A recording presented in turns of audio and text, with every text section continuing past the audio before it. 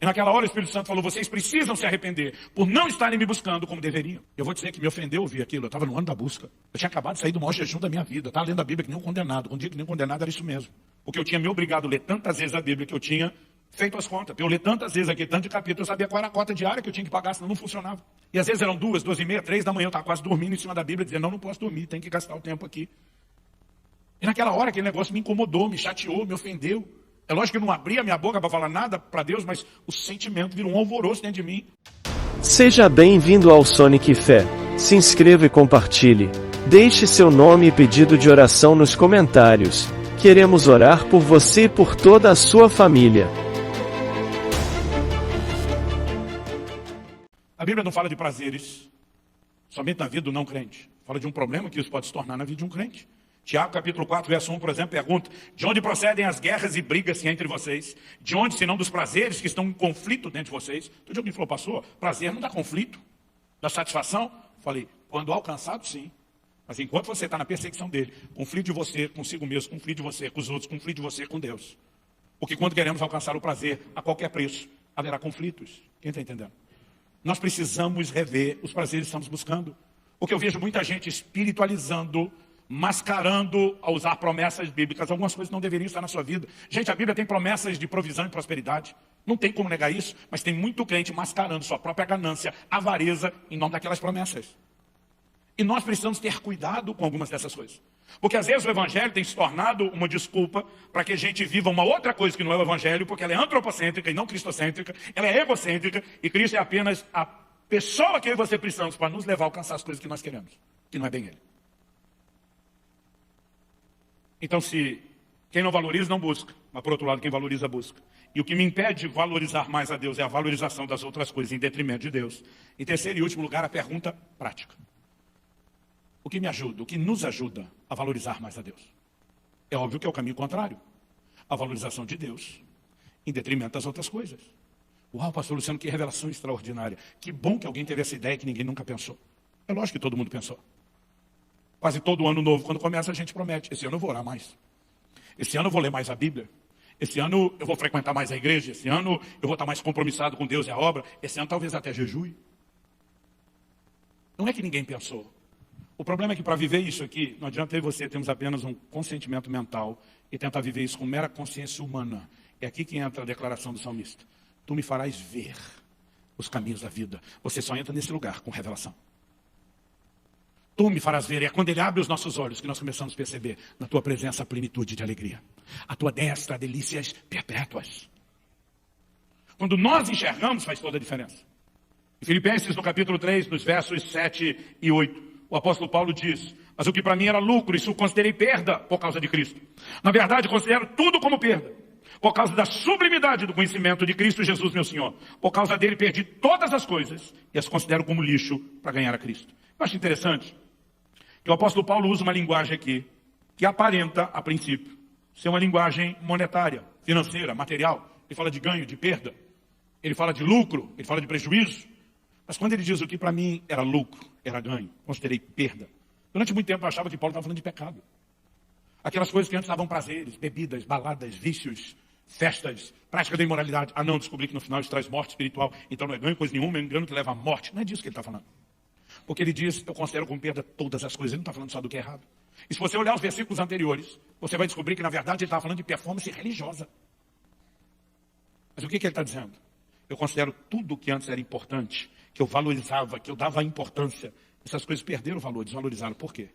Aí a afirmação que ele faz é, por causa da sublimidade do conhecimento de Cristo Jesus, meu Senhor. A palavra aqui traduzida, sublimidade, no original grego, de acordo com os léxicos, é hiperétio. Hiperétio significa sobressair-se, elevar-se, destacar-se, estar acima, ser superior em posição, autoridade e poder. Fala de algo que excede, fala de algo que é superior, que é melhor, que sobrepuja, fala de proeminência. É por isso que você vai ver muitas traduções diferentes. A minha diz sublimidade do conhecimento, outra diz a excelência, outra diz a suprema grandeza, todas elas falam de algo que sobressai. Particularmente eu creio que não é o conhecimento de Cristo que sobressai. Você pode inverter a ordem e dizer que é o conhecimento daquele que se sobressai, daquele que se eleva, daquele que está acima de todas as coisas. Então, quando você entra no conhecimento, no entendimento, nesse nível de discernimento de que Cristo é mais importante, aqui essa descoberta do tu me farás ver os caminhos da vida é o ponto de virada na minha e na sua vida. Dia 31 de dezembro de 2007. Em algum outro momento eu gostaria de voltar para falar só disso. Eu vou resumir o que aconteceu. Último dia do ano, eu e minha esposa acordamos já um pouco mais tarde, em clima de feriado. O almoço acaba saindo também, consequentemente, mais tarde. A gente estava sem pressa de levantar da mesa. Em algum momento, nossos filhos, que ainda eram bem mais novos, já tinham levantado para brincar, que eles não tinham paciência de ficar muito tempo. Então eu e minha esposa conversando. Eu lembro do momento em que eu empurro para o lado um prato já vazio. Eu falei para minha esposa, nos próximos 21 dias, eu não vou comer absolutamente nada. As próximas 3 semanas, a partir desse momento, já está valendo agora, eu nem vou esperar a virada do ano à noite. Eu falei, estou iniciando um jejum. Minha mulher arregalou os olhos, preocupada. Eu nunca tinha feito mais de 2 semanas de jejum na água até então. E ela olha para mim e diz, Deus está te pedindo isso? Eu falei, não, está pedindo não, vou fazer porque eu quero.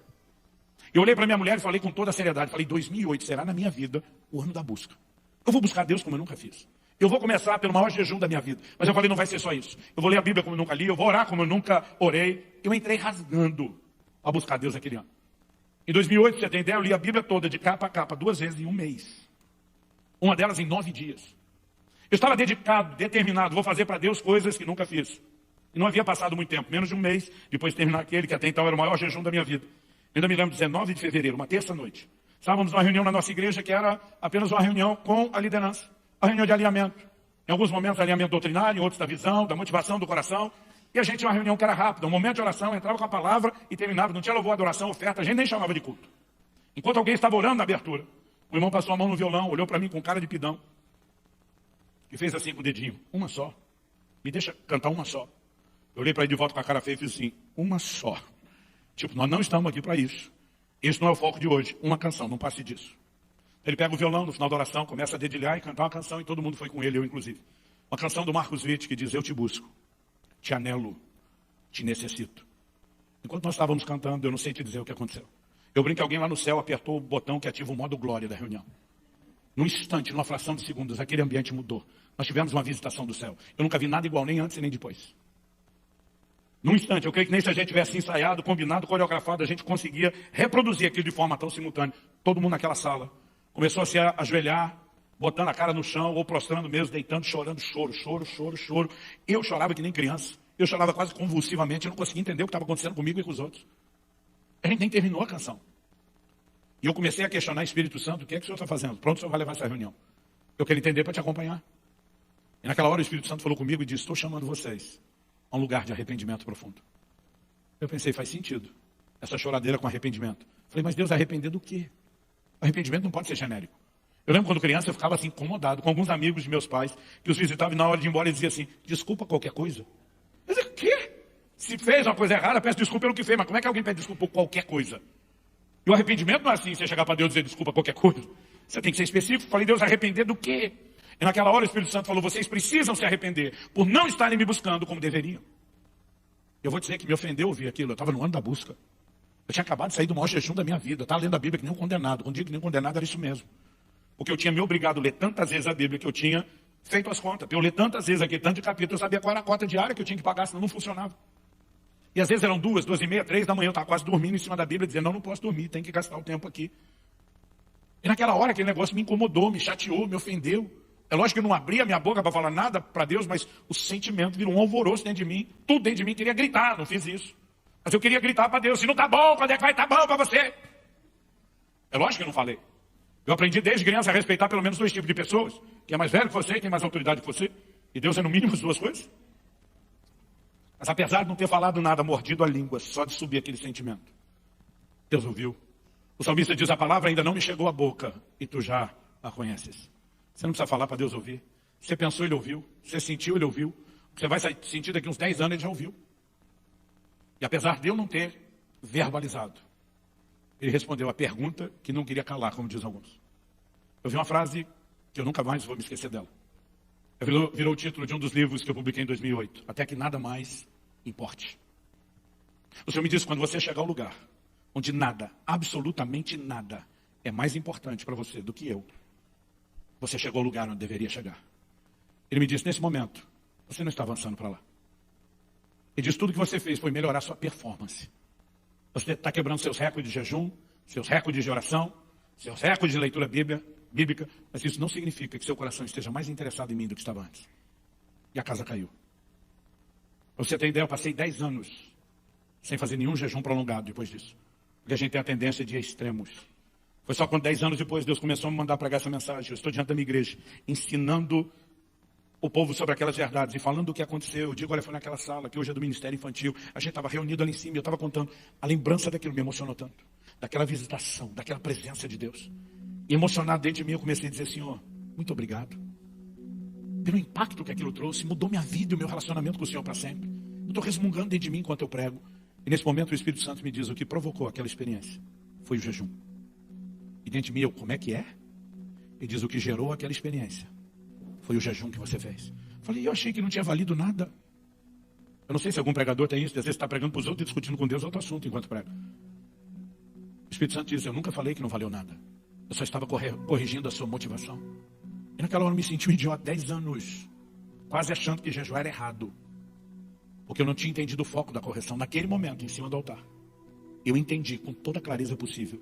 Deus está me dizendo, eu quero que você entre no maior jejum que você já fez. Mas não com a motivação errada de antes. Eu quero que você faça isso me desejando. Me desejando mais do que todas as coisas.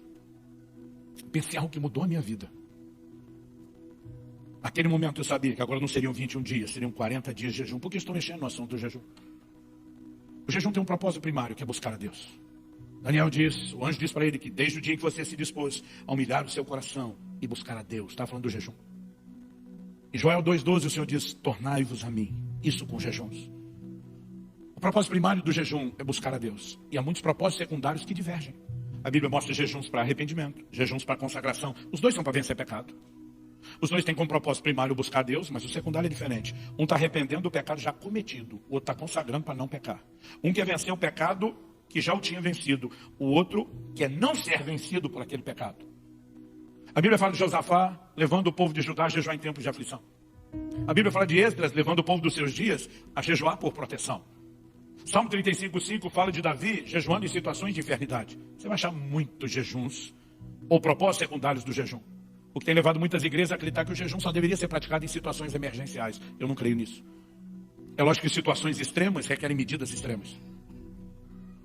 Mas a pergunta é, será que eu e você não podemos ir direto no propósito primário? Independente de qualquer outra necessidade no âmbito secundário? Lucas 2,37 fala de uma profetisa chamada Ana. E a Bíblia diz exatamente o seguinte, eu quero ler para você. Ana adorava noite e dia, com jejuns e oração. Ela não está praticando jejum por uma crise. Ela não está praticando jejum por dificuldade. Ela não está praticando jejum por nenhum tipo de necessidade. A Bíblia diz que ela ministrava ao Senhor, adorava ao Senhor com jejuns. Ela vai direto lá em cima, dizendo, eu quero mais do Senhor. Atos capítulo 13, verso 2, falando dos líderes de Antioquia, diz, enquanto eles estavam adorando o Senhor e jejuando. O que esses dois textos têm em comum? Além de ambos serem do Novo Testamento e focarem no propósito primário direto. O que você vai perceber nos dois é um ambiente profético, onde a voz do Espírito se manifesta com clareza. Ana era uma profetisa, que ouviu segredos da parte de Deus que ninguém ouviu. Esses homens em Antioquia têm uma percepção do que vai se tornar o maior movimento missionário da história da igreja jamais presenciado. Então preste atenção.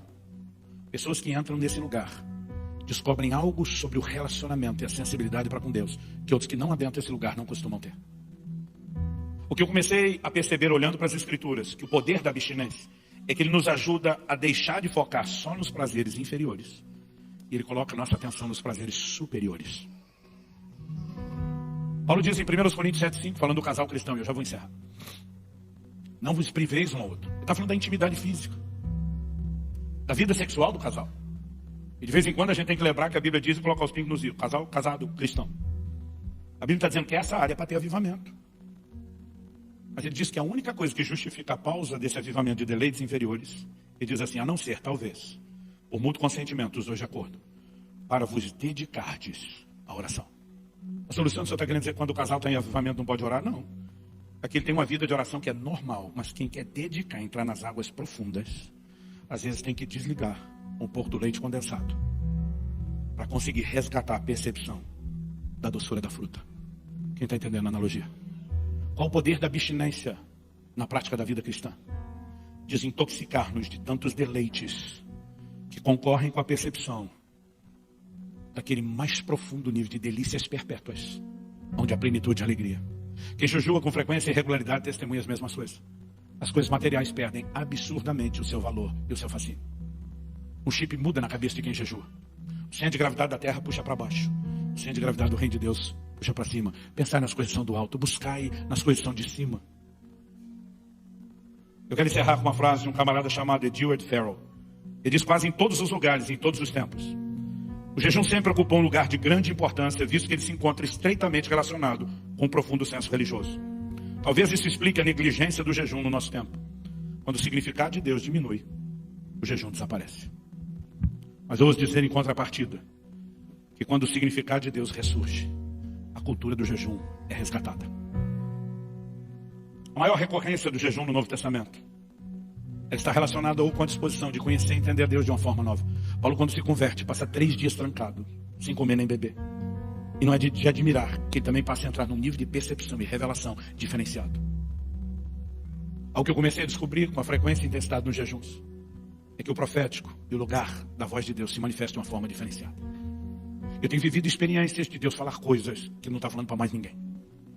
Você começa a ter uma sensação não só de perceber o quão bom é a palavra dele, a presença dele, o ambiente da oração, da adoração, mas você começa a viver coisas diferenciadas. A capacidade de perceber os deleites espirituais amplia. E quanto mais você valoriza isso, menos você quer aquilo. Mas infelizmente o caminho inverso tem sido vivido por muita gente. Quanto mais valorizamos essas coisas, que se tornam importantes porque o nível de abstinência praticado é muito pouco, menos valor nós damos à presença de Deus. Agradecemos por nos acompanhar até o fim, e se esta palavra falou ao teu coração, compartilhe com seus amigos, familiares e contatos do WhatsApp, assim você estará semeando bênção na vida do seu irmão.